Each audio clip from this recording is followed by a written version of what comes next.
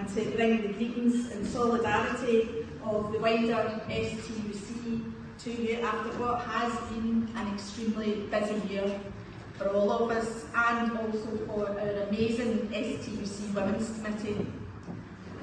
And I'd like to start my contribution by thanking Pearl Abernethy, this year's chair. Pearl, as you all know, is an active member of the Community Trade Union, and she's been a very active and hard-working chair for the Women's Committee, really getting out there, campaigning and leading from the front, and very ably supported by her vice chairs, Liz McGahey from PCS and Tara Lillis from MES UWT, and all of the committee. And in particular, I'd like to pay tribute to the campaigning work that Pearl has led alongside other key sisters in the committee in combating the far right. And most recently, that's meant turning up in Falkirk to oppose those protesting at the hotel housing asylum seekers that, as we all know, has been a real target for the far right activists.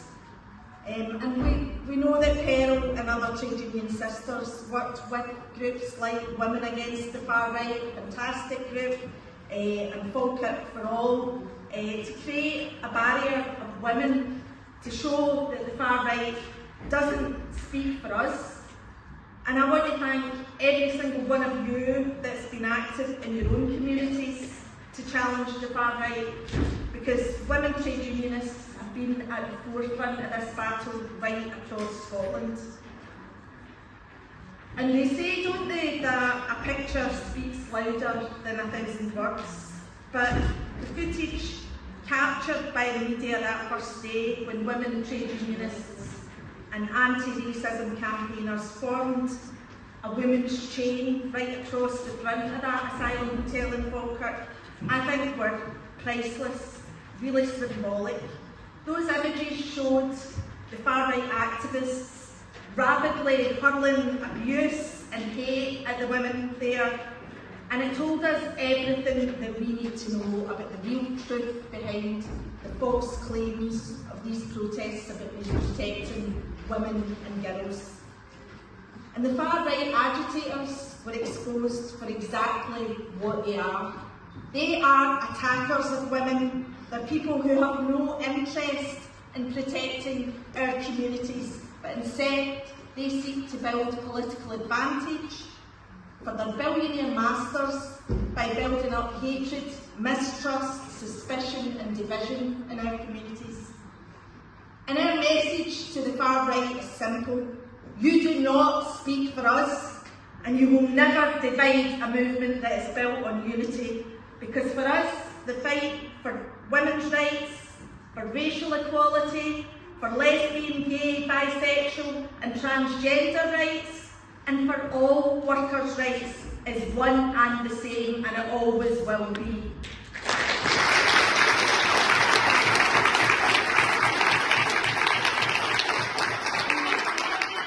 Try to use women's rights and our need to be free from violence and abuse to divide us and to further their own sick agenda. How dare they? If their version of protection means us giving misogynistic, arrogant men like Nigel Farage, Tommy Robinson, Elon Musk, or the known sexual multiple attacker Donald Trump more political power, then we don't want it, we don't need it, and we're going to do every single thing in our power to come together and stop it.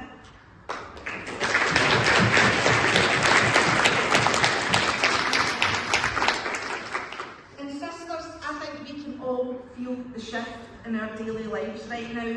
I'm a mum, I'm worried about my daughters and my kids right now, and I think that we fully realise that we are now in the grip of some very, very dangerous times.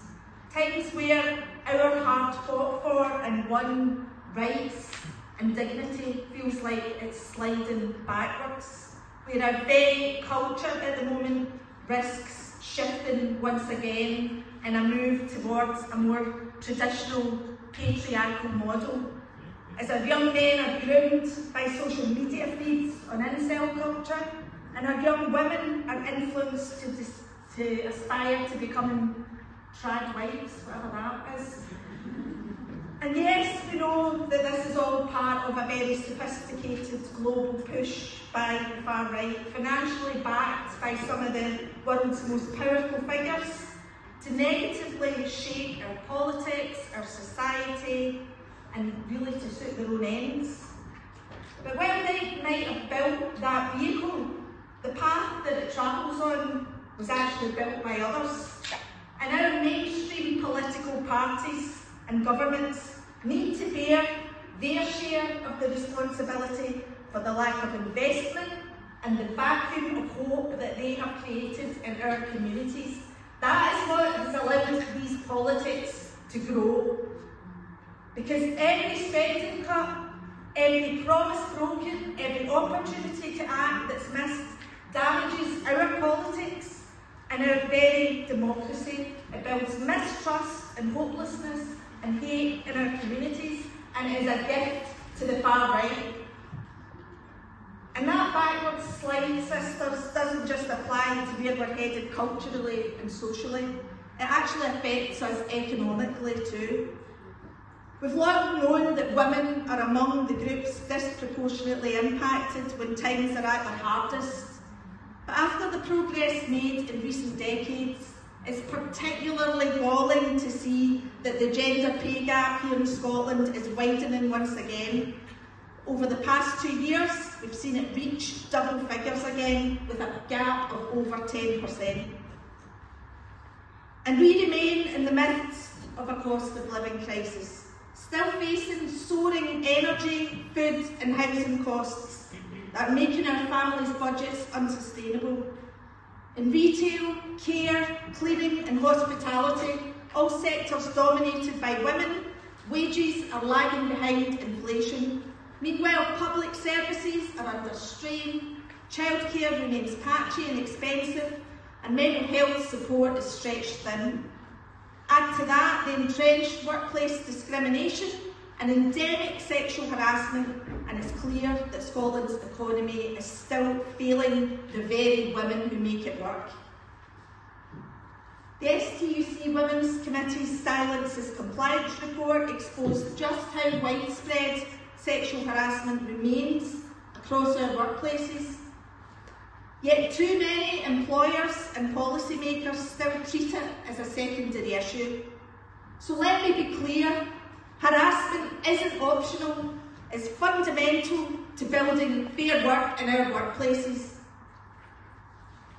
But where there's a fight back, there is always hope, sisters, and women trade unionists across Scotland are once again leading that fight back for equality, for fair work and for justice in our communities. And nowhere is that clearer than in Scotland's care sector. We have hundreds of Unison members employed by Enable Scotland, Capability Scotland and Blue Triangle have recently voted to take courageous strike action.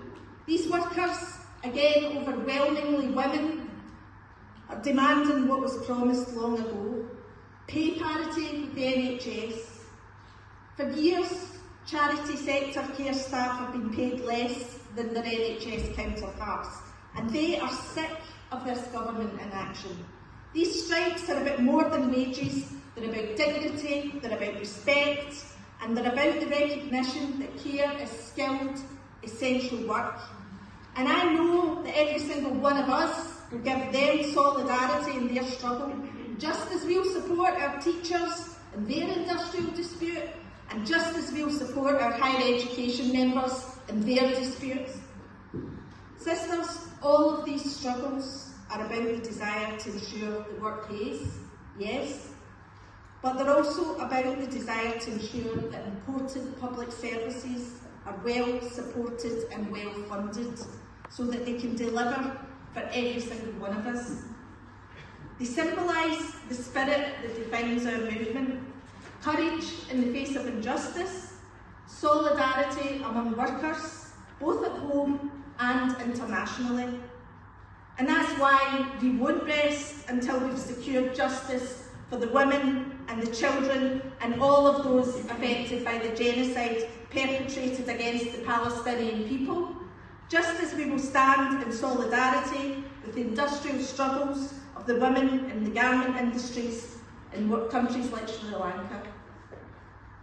Because no matter how hard the challenges we face may seem, no matter how rich or how powerful our foes are, we will always hold on to the belief that when we, ordinary people, act collectively, we can eventually win collectively, and we won't stop until we do.